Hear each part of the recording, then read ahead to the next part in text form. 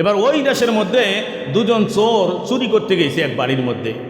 যে বাড়ির মধ্যে চুরি করতে গেছি, চুরি করে মাল সামানা সবগুলো নিয়ে যে দেওয়াল টপকে যে পার হবে, সেই দেওয়াল টপকে পার হইতে গিয়ে দেওয়াল পড়ে গিয়ে একটা দেওয়াল টপকে পার হয়েছে, পার হওয়ার পরে ওই দেওয়াল পড়ে গিয়ে আর এক চোর মরে গেছে।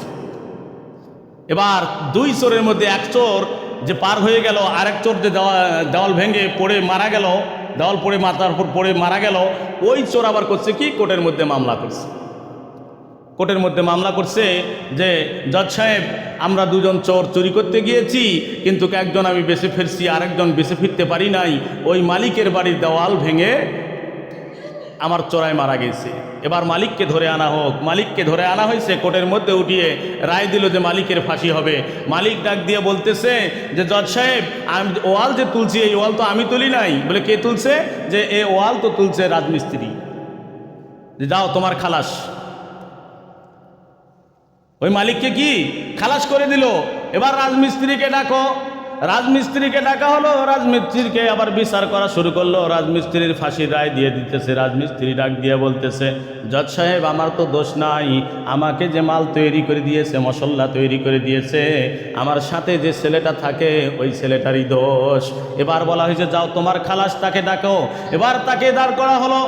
জজ সাহেবকে ডাক দিয়ে বলতেছে, ও জজ সাহেব আমার দোষ নাই, আমি যে সময় মশলা তৈরি করব ওই সময় একটা হাতি এসেছিল, ওই হাতিটার গর্জন শুনে, ওই হাতিটার গর্জন শুনে আমার পানি বেশি পড়ে যাওয়ার কারণে মশলা পাতলা হয়ে গিয়েছিল। এরকম কথা বললে এবার বলতেছে ঠিক আছে যাও তোমারও মাপ, হাতিওয়ালাকে ডাকো। এবার হাতিওয়ালাকে ডাকা হলো। হাতিওয়ালাকে বিচারের কাঠগড়ায় দাঁড়াইছে। দাঁড় করার পরে বলতেছে, হাতিওয়ালা তোমার ফাঁসি হবে। বলে কেন ফাঁসি? তোমার হাতির শব্দ শুনে মশলা পাতলা করে তৈরি করছে, ওয়াল ভালো করে করতে পারে নাই, ওয়াল পড়ে গিয়ে চোরা মারা গেছে, এই জন্য তোমার ফাঁসি হবে। হাতিওয়ালা ডাক দিয়ে বলতেছে, আমার হাতির তো দোষ নাই, আমার হাতি যখন যাইতেছে ওই গ্রামের মধ্যে এক সুন্দরী নারী আছে, তার পায়ের মধ্যে ঝুমুর পড়েছিল, নুপুর পড়েছিল, এই নুপুরের শব্দ শুনে আমার হাতি একটা আওয়াজ করে উঠছিল।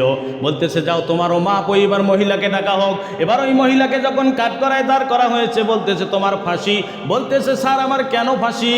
যে তোমার নুপুরের আওয়াজ শুনে হাতি আওয়াজ করেছে, এই হাতির আওয়াজ শুনে মশলা পাতলা হয়েছে, আর এই মশলা পাতলা হওয়ার কারণে ওয়াল ভেঙে চোরায় মারা গেছে, এই জন্য কি ওই নারীর ফাঁসি।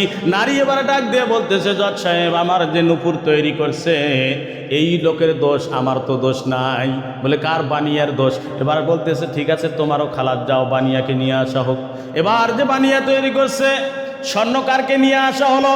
স্বর্ণকারকে নিয়ে এসে স্বর্ণকারকে ডাক দিয়ে বলতেছে, স্বর্ণকার তোমার ফাঁসি। স্বর্ণকার ডাক দিয়ে বলে স্যার আমার কেন ফাঁসি হলো, কি অন্যায়, কি অপরাধ আমার?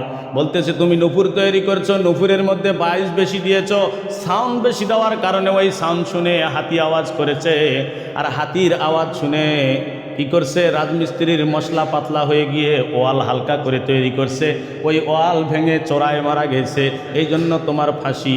এবার স্বর্ণকার তো আর কিছুই বলতে পারে না। স্বর্ণকার আর কাউকে দেখাইতে পারে না, হায় রে আমি কি ভুলটাই না করলাম, তার ফাঁসির হুকুম হয়ে গেল। এবার ফাঁসি দেওয়ার জন্য কি করলো? ফাঁসি দেওয়ার জন্য ফাঁসির মঞ্চে যখন নিয়ে গেছে, স্বর্ণকার ছিল পাতলা, তার পাতলা হওয়ার কারণে, চিকন হওয়ার কারণে রশি যে ছিল ফাঁসির রশি, এই গলায় যে দিবে, গলায় দিলে তার গলায় আটে না বের হয়ে যায়, মহা মুশকিল। কি করবে? ঠিক আছে এই স্বর্ণকারকে বাদ দিয়ে দাও, দেখো এই দেশের মধ্যে কে মোটা তাজা আছে, মোটা তাজা ব্যক্তিকে খোঁজা হোক। এবার মোটা তাজা ব্যক্তি দেখে ওই যে পীরের মুরিদ আছে, ওই পীরের মুরিদকে পাইছে, পীরের মুরিদকে নিয়ে আসছে। নিয়ে এসে পীরের মুরিদকে এবার ফাঁসির হুকুম যখন হয়ে গেল, ফাঁসির মঞ্চে দাঁড় করে ইয়া গলার মধ্যে রশি দেওয়া হবে। ডাক দিয়ে এবার বলা হয়েছে তোমার শেষ ইচ্ছা কি? ডাক দিয়ে বলতেছে আমার শেষ ইচ্ছা, আমার পীর সাহেবের সাথে আমি আপনাদের দেশে আসছিলাম, আমার ওই পীর সাহেবকে যদি আমার সামনে একটু নিয়ে আসতেন, আমি তার কাছে ক্ষমা চেয়ে তারপর ফাঁসির গলায় ফাঁসি রশি আমি গলায় পড়িতাম। বলে কেন তোমার পীর সাহেবের কাছে কি করেছো? যে আমার পীর সাহেব বলেছে যে দেশের মধ্যে তেল আর ঘির দাম একই সমান, সেই দেশের মানুষের বিবেকের মধ্যে ইনসাফ নাই। কি নাই? কি নাই? ইনসাফ নাই। আর যখন আমি এই দেশের মধ্যে আসি আমার পীর সাহেবের সাথে, আমি এসে দেখি এই দেশের মধ্যে তেলের দাম যেমন, ঘিয়ের দামও তেমন। আমি চিকনা ছিলাম, আমি শুকনো মানুষ ছিলাম, এত গোস্ত খাই কিন্তু আমার শরীর হয় না। তখন আমি বললাম, হুজুর আমি এই দেশের ঘি খেয়ে মোটা তাজা হব, আমি আর এই দেশ থেকে যাব না।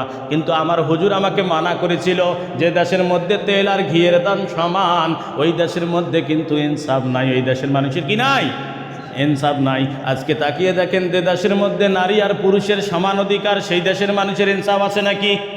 আজকে যে দেশের মধ্যে শিক্ষিত আর অশিক্ষিতর একই অধিকার, শিক্ষিত আর অশিক্ষিত একই কথা বলতে পারে, শিক্ষিত যেখানে কথা বলতে পারে শিক্ষিতর ওপর হয়ে অশিক্ষিত কথা বলতে পারে, তাহলে বলা হচ্ছে সেখানে বলেন তো ইনসাফ মানুষের থাকবে নাকি? হ্যাঁ, আজকে সিনিয়রের যে মর্যাদা, আবার কম সিনিয়রের অসিনিয়রেরও মর্যাদা একই সমান করে দিছে। কি বলেন, ঠিক না ঠিক? আজকে তাকিয়ে দেখলে আমাদের পার্বতীপুরের মধ্যেই দেখা যাচ্ছে, হক সাহেব আজকে কতদিন ধরে চেষ্টা করে, কত কষ্ট করে, টাকা ব্যয় করে, অর্থ ব্যয় করে, সময় ব্যয় করে দলটাকে ধরে আছে, দলের ক্ষমতা ধরে আছে। আজকে তাকে বাদে দেখেন কোথা থেকে কুড়ে এসে কোন নেতায় পেইল, বলেন ঠিক না ঠিক? হ্যাঁ, জিনিসগুলো লক্ষ্য করলেই পাওয়া যায়। এগুলো তো আমি তো আমার বানানো কথা নয়, এগুলো ইতিহাস খুঁজলেই পাওয়া যাবে, কোরআন হাদিস খুঁজলেই আপনি পেয়ে যাবেন যে আসলে এগুলো কথা এখনকার নয়, এগুলো কথা আজ থেকে 1500 বছর আগেরকার কথা। 1500 বছর আগের কথা, যখন মানুষের ইনসাফ শেষ হয়ে যাবে, ইনসাফ নষ্ট হয়ে যাবে, তখন এই যেটা হবে কি, নেতা যে কথা বলে নেতার কথার মূল্য নাই, আবার নেতার ছেলের কথার মূল্য বেশি। কি বলেন, ঠিক না ঠিক? নেতায় যে কথা বলবে সে কথার মূল্যর চাইতে বলে নেতার ছেলের কথার মূল্য বেশি। তাহলে বলেন তো সেই দেশের মধ্যে কি ইনসাফ থাকে? হ্যাঁ, এবার ওই যে মুরিদের ফাঁসি দিবে, ফাঁসির রশি গলায় পড়াবে, বলতেছে ঠিক আছে, তার যেহেতু শেষ আশা পীর সাহেবের সাথে দেখা করা, যাও যাও পীর সাহেবকে নিয়ে আসা হোক। এবার পীর সাহেবকে তার সামনে নিয়ে আসলে পীর সাহেব ডাক দিয়ে বলতেছে, কী রে ব্যাপার, তোমাকে না নিষেধ করছিলাম এই দেশের মধ্যে থাকো না, যে দেশে তেল আর ঘির দাম সমান, ওই দেশের মানুষের ইনসাফ নাই, ওই দেশের মানুষের ইনসাফ নাই। কোথায় চোরা মরছে দেখেন, চোরার ফাঁসি কোথায় দিবে, আর ওই ফাঁসি কোথায় আসতেছে। কি বলেন, ঠিক না ঠিক? হ্যাঁ, আল্লাহ পাক রব্বুল আলামিন বলে, যালিকাল কিতাবু লা রাইবা ফীহি হুদাল লিল মুত্তাকিন। আমি আল্লাহ পাক রব্বুল আলামিন যে কোরআন নাজিল করেছি, দুনিয়ায় যে কোরআন পাঠিয়ে দিয়েছি, কোরআনের মধ্যে এমন কোনো কথা নাই যে কথাটা আমি দেই নাই। শুধু দুইটা কথা আমি দেই নাই, একটা কোরআনের মধ্যে ভুল দেই নাই, আর একটা দেই নাই কোরআনের মধ্যে জঙ্গি ভাষা দেই নাই। বলেন ঠিক না বেঠিক? কোরআনের কোথাও জঙ্গি নাই, কোরআনের কোথাও ভুল নাই। কে কে বলতেছে? কে? আল্লাহ পাক রব্বুল আলামিন বলতেছে। আর আজকে বাংলাদেশের মধ্যে আজ থেকে কয়েক মাস আগেও বা বর্তমানেও মানুষের মুখে মুখি কি হয়ে গিয়েছিল, ইনসাফ ছাড়া মানুষগুলো কি বলতেছে, ভাষা বের করছে এক একটা করে, জঙ্গি মঙ্গি কত কি। বলেন ঠিক না ঠিক?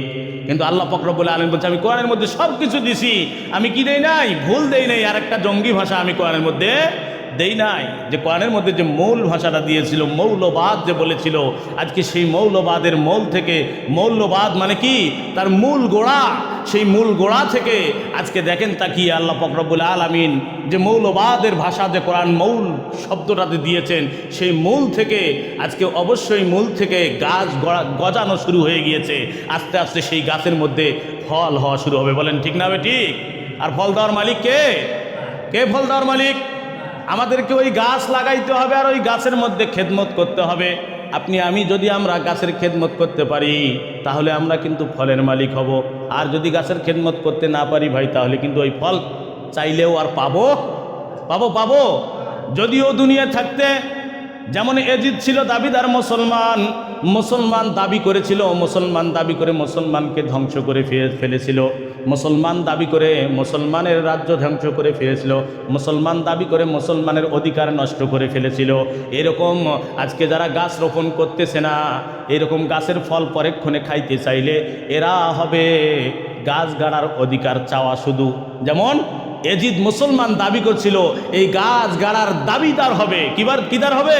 দাবিদার হবে। এরা গাছ লাগাইতে পারবে না। আর যদি আমি গাছ লাগাইতে পারি, এই সময় যদি ইসলামের বীজ বুনাইতে পারি, ইসলামের গাছ লাগাইতে পারি, তাহলে আল্লাহ পাক রব্বুল আলামিন এহকালেও আমাকে ফল খাওয়াবে, পরকালেও আমাকে ফল খাওয়াবে। এবার পীর সাহেব মুরিদকে ডাক দিয়ে বলতেছে, মুরিদ রে, তাহলে এখন যে তোমার ফাঁসি, এখন তো তোমার গলায় রশি, এখন তাহলে তুমি কি করবে বলো, এখন কি করবে? বলতেছে, হুজুর যেভাবে হোক আমাকে বাঁচান, আমি তো নিরপরাধ, কিন্তু আমার কেন ফাঁসি হলো? যে তোমার গলা বেশি মোটা হওয়ার কারণে তোমার ফাঁসি হয়েছে। কেননা এই দেশের মধ্যে তো মানুষের কোনো ইনসাফ নাই। বলতেছে ঠিক আছে তোমাকে বাঁচাইতে পারি, বলো এবার মুরব্বী হিসাবে মানবে? বলতেছে কান ধরে তওবা করতেছি, মুরব্বী হিসেবে মানবই শুধু নয়, আপনি যা বলবেন তাই শুনবো। মরণের সময় আসি শুনবে। হ্যাঁ, মরণের সময় দেখেন মানুষ এত কথা বলেন, এত কিছু করেন, মানুষ সোজা হয় না। বলে তোমার সোজা হওয়ার একটা দিন আছে, সময় আছে। সে সময়টা কোন দিন? যখন মরণ আসবে। যখন কি আসবে? মরণ আসবে, তখন তোমাকে সোজা হতেই হবে। আজকে হুজুরের কথায়, ইমামের কথায়, মজ্জেনের কথায় আজকে তুমি সোজা হও না, তোমাকে সোজা একদিন হতে হবে। সেই দিন সোজা করবে কে? আল্লাহ। কে সোজা করবে? আল্লাহ সোজা করবে। মুরিদ ডাক দিয়ে বলতেছে হুজুর আপনি যা বলবেন আমি তাই শুনতে রাজি আছি, আমাকে বাঁচান। এবার ইমাম মুরিদকে বাঁচানোর জন্য পীর সাহেব ডাক দিয়ে বলতেছে মুরিদ রে, তোমাকে আমি বাঁচাবো, তাহলে শোনো, এখান থেকে বাঁচতে হলে কি করতে হবে? আমি যে কথাটা বলতেছি এই কথাটা তোমার মুখ থেকে কখনো যাবে না, তুমি বলতেই থাকবে। যে কি বলবো? যে তুমি বলবে আমাকে আগে ফাঁসি দাও, আমাকে আগে ফাঁসি দাও, এই কথাটা শুধু তুমি বলবে। এবার যখন ফাঁসির মঞ্চের মধ্যে গলায় রশি দিয়ে ওই যে মুরিদকে ফাঁসি দেওয়া হবে, সেই সময় পীর সাহেব গিয়ে ডাক দিয়ে বলতেছে জল্লাদ রে, তুমি আমার মুরিদকে ফাঁসি দিও না, আমাকে ফাঁসি দাও। কে বলতেছে? পীর সাহেব বলতেছে আমাকে ফাঁসি দাও। মুরিদ বলে না না আমাকে দাও। এবার মুরিদ যখন বলে, পীর সাহেব বলে না না আমার মুরিদকে দিও না, আমাকে দাও। এরকম কথোপকথন কাটাকাটি যখন হচ্ছে, এবার রাজার কানের মধ্যে যখন আওয়াজ চলে গেছে, রাজা ডাক দিয়ে বলতেছে কি ব্যাপার, খবর কি দেখি? অবশ্যই কোনো রহস্য, এখানে কোনো রহস্য আছে। এবার রাজা সাহেব এসে ডাক দিয়ে বলতেছে ও পীর সাহেব কি ব্যাপার, আপনি কেন ফাঁসির দড়ি গলায় নেওয়ার জন্য পাগল হয়েছেন? আপনার মুরিদ কেন পাগল হয়েছে? এখানে তো অবশ্যই কোনো রহস্য আছে, রহস্য খুলে বলেন। পীর সাহেব বলতেছে হুজুর এখানে এখন যে রহস্য আছে, রহস্যটা মারাত্মক রহস্য। বলে কি? এই ফাঁসির দড়ি যে ব্যক্তি গলায় নিবে, আমি দেখলাম ওই ব্যক্তিটা মরতে দেরি, জান্নাতে যাইতে দেরি হবে না। রাজা ডাক দিয়ে বলতেছে এই জল্লাদ, পীরকে সারাও, মুরিদকে সারাও, আমি রাজা আছি, আমার গলায় রশি লাগাও। কার গলায়? আমার গলায় রশি লাগাও। তাহলে পীর সাহেবও বাঁচলো, মুরিদও, পীর সাহেবও বাঁচলো, মুরিদও বাঁচি গেল, গলার ধরি গেল কার? রাজার। কেন? ইনসাফ না থাকার কারণে। কি না থাকার কারণে?